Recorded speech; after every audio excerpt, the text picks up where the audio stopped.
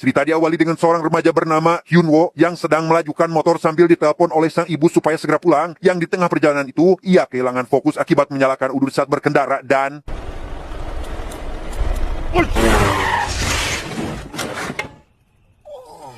Hyunwoo terjatuh karena menghindari seorang pria yang langsung pergi saat itu juga. Tanpa sadar, tidak jauh dari lokasi, supir taksi ditemukan meninggal entah oleh si pria atau bukan. Namun karena Hyunwoo lah satu-satunya orang yang ada di lokasi, akhirnya ia pun menjadi saksi atas apa yang terjadi di sana pada para polisi.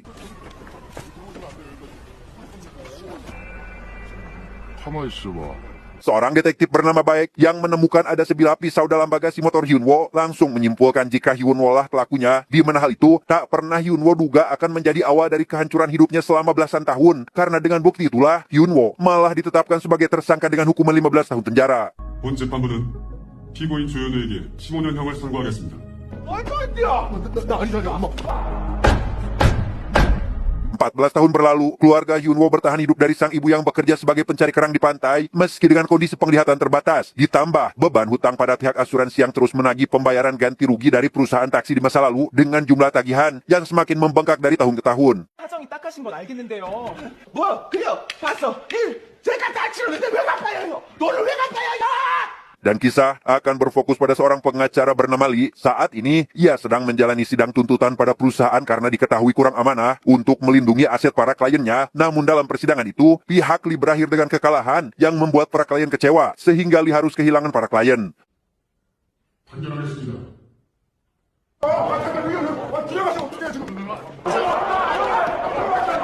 Malam harinya, Lee menemui sahabat sesama pengacara bernama Mo. Ia berharap bisa bekerja di perusahaan firma hukum tempat Mo bekerja saat ini. Namun karena Mo hanya seorang karyawan, ia tak bisa begitu saja memasukkan Lee ke dalam perusahaan, terkecuali ada permintaan langsung dari sang atasan. 나 간다. 야, 차에 앉아. 뭐 차에 앉아. 아, 그러니까 그걸 왜 자꾸 나한테 얘기하냐고. 대표님이 버젓이 살아계신데. 내가 진짜는 열심히 할게. 어? Dalam sebuah acara yang diadakan perusahaan, Mo mengajak Lee ke acara tersebut yang cukup membuat si atasan tertarik dengan argumen-argumen yang dilontarkan Lee pada saat sesi tanya jawab, di mana setelah acara berakhir, si atasan memberi Lee sebuah kasus dari konsultasi gratis yang diadakan oleh perusahaan 1 bulan lalu, sehingga hal itu membuat Lee bersemangat dan berjanji akan menjalankan pekerjaan itu sebaik mungkin.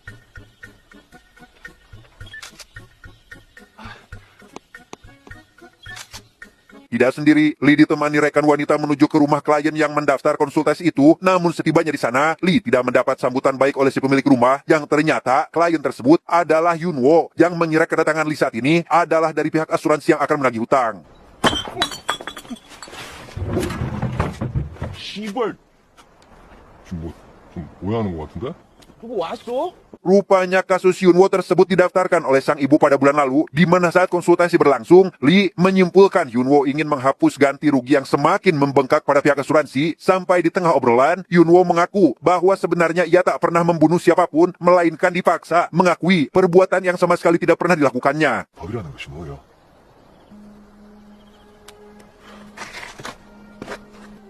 진짜로 사람 보호하려고 하는 것이요.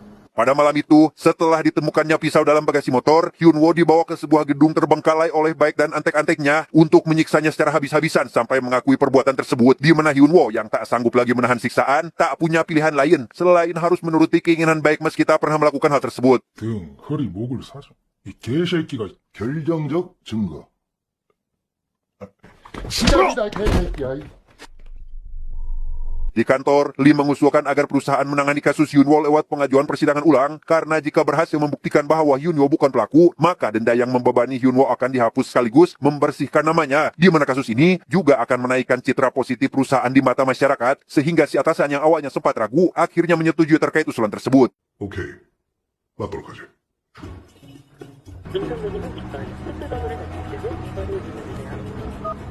Pertama-tama Lee mendatangi kantor pengadilan untuk mengajukan sidang ulang kasus Hyunwoo, di mana seorang hakim yang melihat kasus ditangani oleh Baek teringat bahwa sejak lama ia selalu aneh dengan cara investigasi Baek di beberapa kasus, sehingga sang hakim pun tidak ragu untuk menyetujui permintaan Lee saat itu juga. 열람 신청 허가해드릴게요. 네. 감사합니다. Dari kantor pengadilan, Lee pergi ke gedung arsip untuk mengumpulkan bukti yang tersimpan, lalu mendatangi kantor taksi untuk memeriksa logmeter yang dipakai korban agar mengetahui kapan taksi itu berhenti. Hal itu akan dicocokkan dengan log panggilan Hyunwoo pada hari kejadian, karena besar kemungkinan pembunuhan akan terjadi setelah Hyunwoo menyelesaikan panggilan tersebut. 나야 모르죠. 보고는 가능한 거야? 하따 이 양반 운빨 좋으시네. 이 대한민국에 몇 명 없어요. 이거 고칠 수 있는 사람이. Kedatangan Lee ke kantor taksi dilaporkan oleh anak buah baik yang saat ini terlihat sedang memaksa seorang remaja, sama seperti yang dilakukan pada Hyunwoo di masa lalu, yang dalam panggilan itu, Baik juga diberitahu bahwa Lee akan mengajukan persidangan ulang dari kasus Hyunwoo yang membuat Baik merasa terancam. 재심인가 뭔가를 한다는데? 재심? 어쩔 게 없지. 그리고 개새끼는 앞으로 전화하지 마. 너 개새끼 말이야. Selisih waktu dari telepon dan meteran taksi, Lee menemukan fakta jika Hyunwoo dianggap menghabisi korban dalam waktu 2 menit, namun dokter yang memeriksa luka korban cukup serius mengatakan tidak mungkin karena korban akan membela diri terlebih dahulu dan semua itu pasti membutuhkan waktu yang tidak sebentar. 이 범인이 이 택시 안으로 들어와서 이 기사를 찍었다고 했는데 최소 18초 아무리 길게 봐도 2분 내에 끝냈어야 되는데 그게 가능합니까? Malam itu, Lee menemui Hyunwoo untuk melaporkan hasil temuannya. Sadar tak punya uang untuk membayar, Hyunwoo justru meminta agar Lee menghentikan aksinya itu, di mana Lee yang hanya ingin mengembalikan nama baik Hyunwoo mengingatkan jika Hyunwoo terus dicap sebagai pembunuh, maka akan membuat Hyunwoo sulit bersosialisasi apalagi mendapat pekerjaan.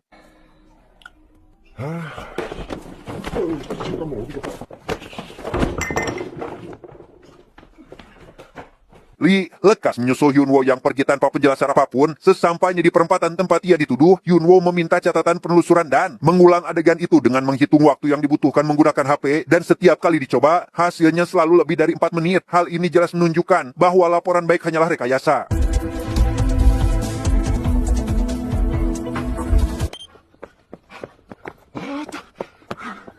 Masih di malam yang sama, Hyunwoo mengajak Lee mendatangi gedung tempatnya disiksa dulu, yang membuatnya kembali mengingat momen pahit saat dipaksa menjadi pelaku, yang di sana, Lee menemukan robekan surat pengakuan yang langsung membuatnya bertambah yakin jika Hyunwoo tidak berbohong, di mana Lee yang melihat raut kesedihan di wajah Hyunwoo lekas menenangkannya dan berjanji akan memenangkan persidangan ini.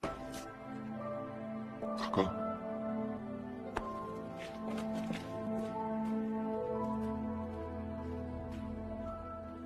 Sadar jika yang dikatakan Lee benar, Hyunwoo tak bisa terus bergantung pada ibunya dan harus membersihkan nama baiknya sendiri. Hyunwoo mulai mencari pekerjaan sebagai buruh untuk mendapatkan uang. Meski awalnya ia berkali-kali mendapat penolakan, namun Hyunwoo tidak menyerah hingga akhirnya mendapat pekerjaan. 뭐한 짓이죠? 님, 일 좀 하게 해주십시오. 꼭 좀 돈 쓸 때가 있어서 그럽니다. Esok harinya Lee mendatangi rumah Hyunwoo dengan sambutan hangat dari si ibu yang bangga karena kini anaknya memiliki seorang pengacara. Yang di sana, salah satu tetangga meminta berkonsultasi tentang suaminya yang diduga berselingkuh. Di mana jawaban Lee yang begitu memuaskan membuat semua orang di sana termasuk Wojah juga mendekat untuk meminta berkonsultasi. 아 그럼 무슨 수술인데? 그 수술이야. 어? 호경 수술이요. 격투 좀 주세요. 내 바지 벗어. 이리 와. Selesai melayani para warga, Lee berkesempatan membicarakan kelanjutan kasusnya dengan Hyunwoo yang saat itu baru pulang kerja. Di sana, Hyunwoo memberikan seluruh tabungan dari hasil kerjanya selama ini sebagai bayaran untuk Lee, dan hal itu cukup membuat Lee merasa senang sekaligus terharu, sehingga sejak saat itu hubungan mereka semakin dekat dan keduanya mulai fokus mempersiapkan apa yang dibutuhkan untuk persidangan nanti.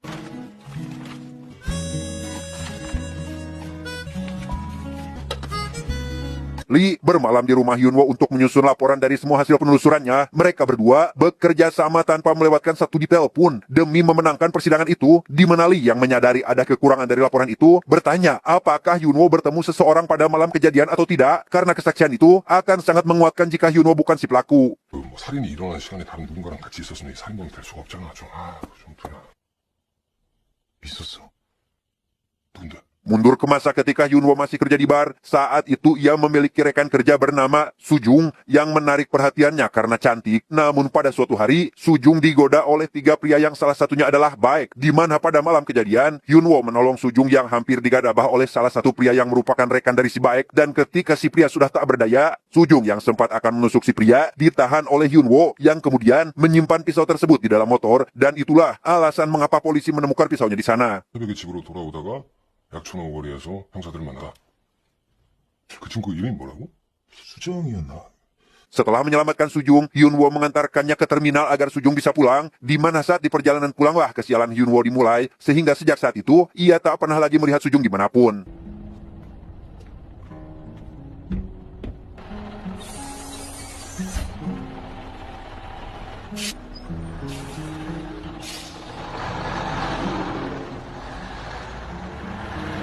Singkat cerita, perusahaan firma hukum tempat Lee bekerja didatangi seorang jaksa yang memintanya untuk menghentikan persidangan ulang dengan iming-iming sebuah pekerjaan. Entah siapa yang mengutus si jaksa, namun sebelum pergi, ia menyerahkan amplop coklat berisi penyesalan dan permintaan maaf Hyunwoo kepada polisi yang ditulis semasa di penjara.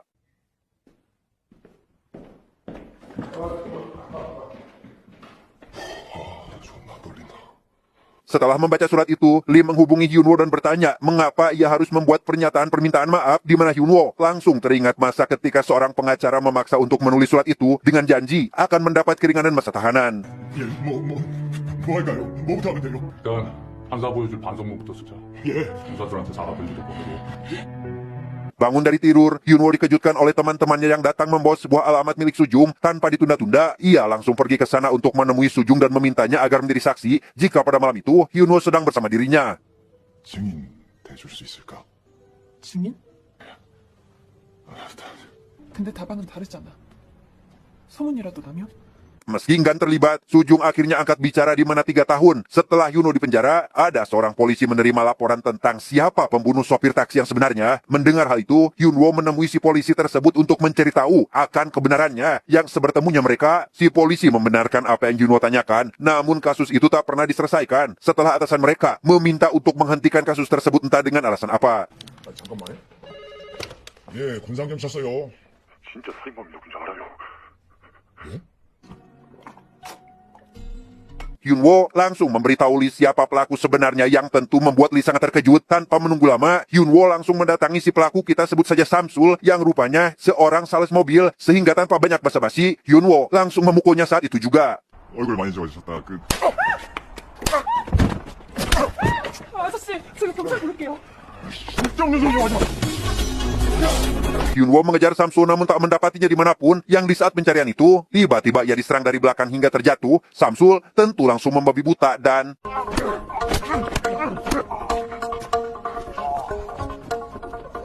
Masih tak menyerah, Hyunwoo bangun dan mengejar Samsul yang akan kabur dengan menggunakan mobil. Namun dalam pelarian itu, mobilnya terhenti tatkala dihadang oleh pengendara lain yang rupanya adalah Lee atas informasi dari Hyunwoo.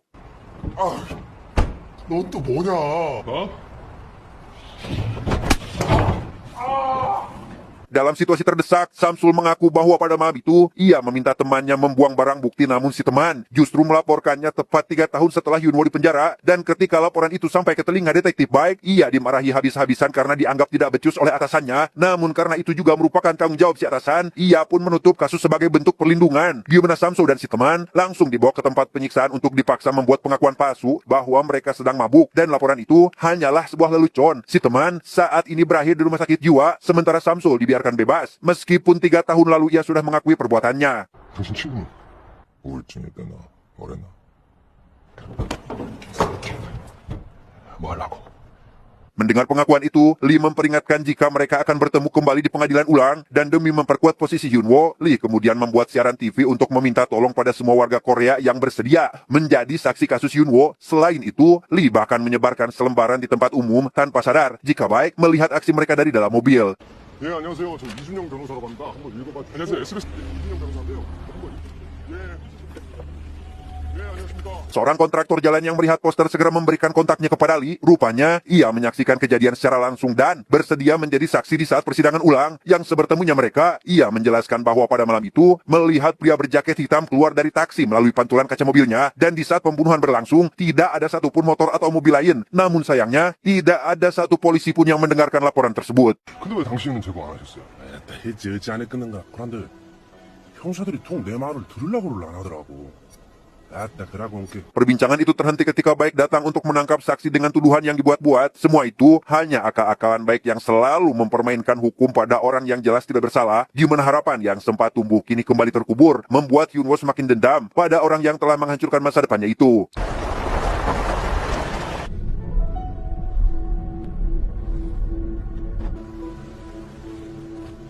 Di tempat lain terlihat Mo sedang bekerja sama dengan jaksa yang pernah menemuinya ke kantor, di mana kerjasama itu dikuatkan dengan munculnya nama Mo dalam berkas pembatalan pengadilan ulang yang ditemukan oleh Lee yang rupanya dijanjikan uang meskipun sahabatnya merasa sangat dikhianati.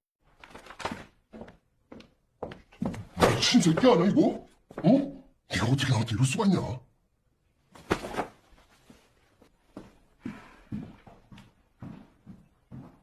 Karena tak ingin Hyunwoo kembali ditangkap, sang ibu terpaksa mengusir Hyunwoo karena takut anaknya kembali ditangkap polisi, di mana Hyunwoo semakin muak dengan sistem hukum di negaranya yang tak bisa dipercaya dan seakan mudah direkayasa dengan uang.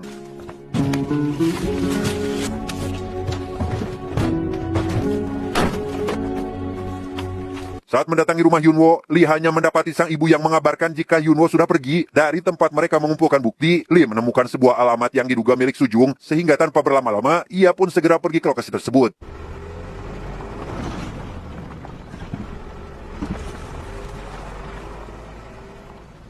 Tiba di tempat Sujung, awalnya Lee mendapat penolakan ketika diminta bersuara mengenai kasus Hyunwoo, di mana Lee yang kecewa memberikan sebuah buku berisi lukisan Sujung sambil mengatakan mengapa Hyunwoo harus menyelamatkannya pada malam itu sampai harus dipenjara selama 15 tahun dengan tuduhan palsu, sehingga perkataan tersebut membuat Sujung terdiam dan perlahan merasakan penyesalan. 병신 새끼. 근데 그 새끼 그거 지금 진짜 살인범 되려고 그런다고. 어? Untuk membalaskan dendamnya itu, Hyunwoo mendatangi gedung tempat ia disiksa dulu, yang di sana ia mendapati Baek dan antek-anteknya sedang akan melakukan hal serupa pada seorang remaja laki-laki, sehingga tanpa berpikir panjang, Hyunwoo langsung membabi buta menyerang semua orang demi menyelamatkan remaja itu sehingga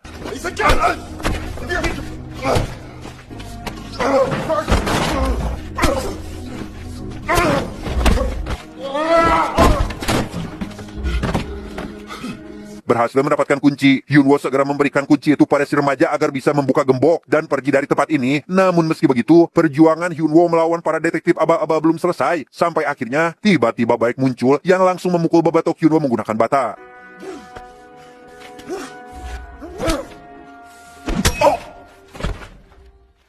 Sadar bahwa Hyunwoo pasti akan membalaskan dendam, Lee segera mendatangi gedung yang pernah ditunjukkan sebagai tempat penyiksaan, dan sesampainya di sana, ia benar-benar mendapati Hyunwoo sedang bertarung sengit di tempat tersebut.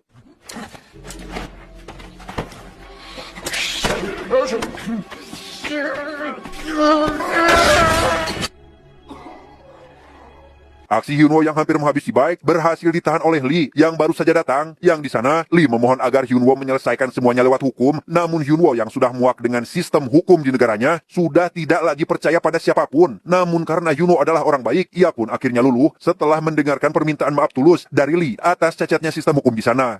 내가 안다고. 그래서 더 미안하다. 내가 잘 알아. 너는 Tak ingin menyerah sampai di sini, Lee meminta satu kesempatan lagi untuk persidangan ulang kasus Hyunwoo, bukan demi uang, melainkan dengan tulus ingin mengembalikan nama baik Hyunwoo dan pihak asuransi tak lagi meminta uang ganti rugi. 조이가 너한테 사과해야 된다고.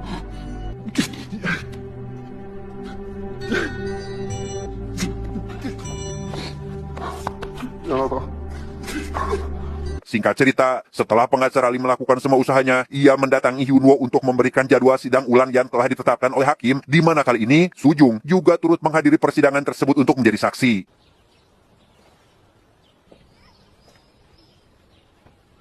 내가 데리고 온 게 아니다. Saat hari persidangan tiba, Lee dan Hyunwoo memasuki ruang sidang dengan tenang. Kasus tersebut sangat menarik perhatian media karena begitu menyedihkan. Yang ketika Lee diberi kesempatan berbicara, ia meminta para hakim dan jaksa menyampaikan permintaan maaf terlebih dahulu secara langsung karena telah menghancurkan hidup seseorang remaja dengan menanggung kesalahan yang tidak pernah ia lakukan. Sampai akhirnya, Lee berharap persidangan ini menjadi awal kehidupan baru bagi Hyunwoo dan keluarganya. 존경하는 재판장님. 대한민국 사법부가 한 소년에게 저질렀던 잘못에 대해 Film ini diangkat dari kisah nyata yang terjadi pada awal tahun 2000-an, di mana Hyunwoo akhirnya berhasil membersihkan namanya pada tahun 2016 atau 16 tahun setelah kejadian, membuat detektif Baek dan antek-anteknya ditangkap dan dihukum sesuai dosa mereka masing-masing. Dan kini Hyunwoo sudah menjadi ayah dari 2 anak, sementara Lee terus menangani kasus-kasus ganjil dengan persidangan ulang sampai dikenal dengan sebutan Bapak Percobaan Baru.